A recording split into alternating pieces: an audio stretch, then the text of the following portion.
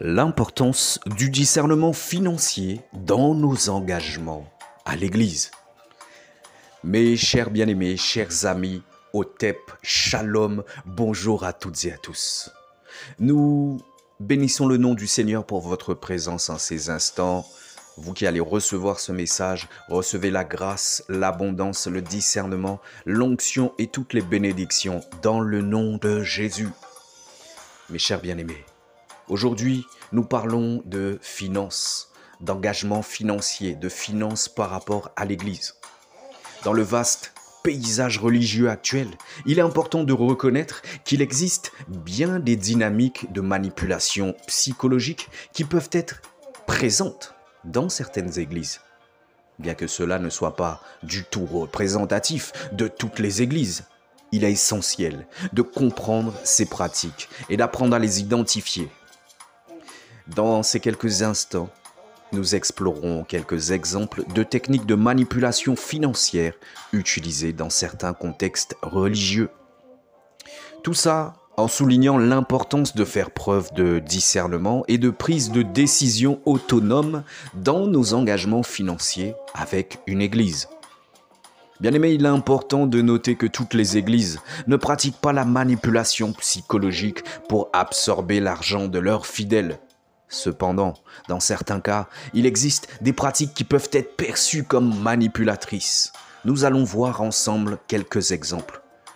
Voyez-vous, j'ai été poussé à donner ce message parce que j'ai rencontré des personnes qui, parce qu'elles ont cru le pasteur, l'homme de Dieu, elles ont donné toute leur paye, n'ont pas réussi à payer leur loyer, n'avaient pas de quoi manger sur un mois. Et cela a eu des conséquences sur leur vie personnelle et elle a impacté aussi la vie de leurs proches.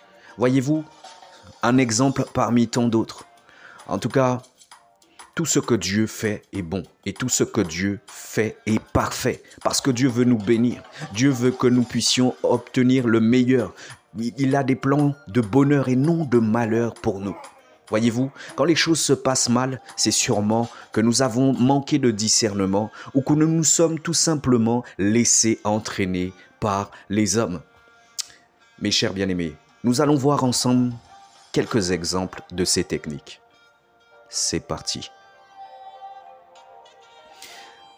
Alors, premièrement, la pression émotionnelle. Certaines églises peuvent utiliser des discours ou des enseignements qui suscitent la peur, la culpabilité ou l'anxiété afin de pousser les fidèles à faire des dons financiers. Ils peuvent présenter la contribution financière comme une obligation morale, insinuant que la bénédiction ou le salut dépend de la générosité financière. Mensonge. Deuxième point, la promesse de bénédiction matérielle. Certains leaders religieux peuvent promettre des bénédictions matérielles et financières en échange de dons importants.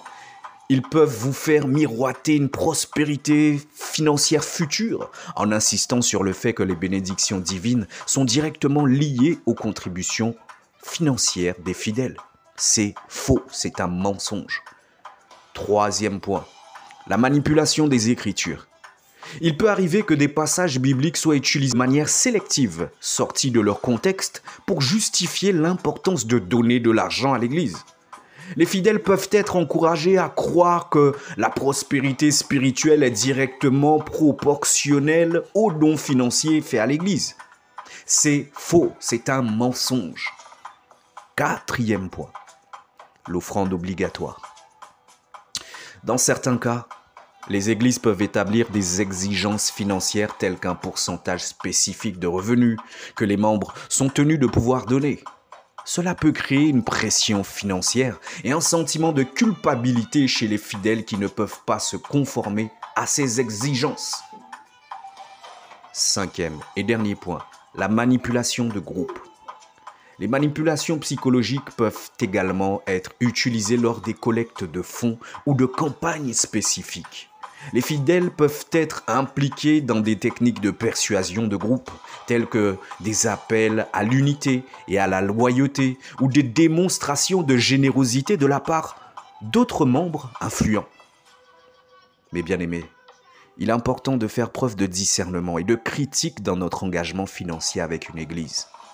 Les fidèles doivent se rappeler que la générosité financière est un choix personnel et volontaire.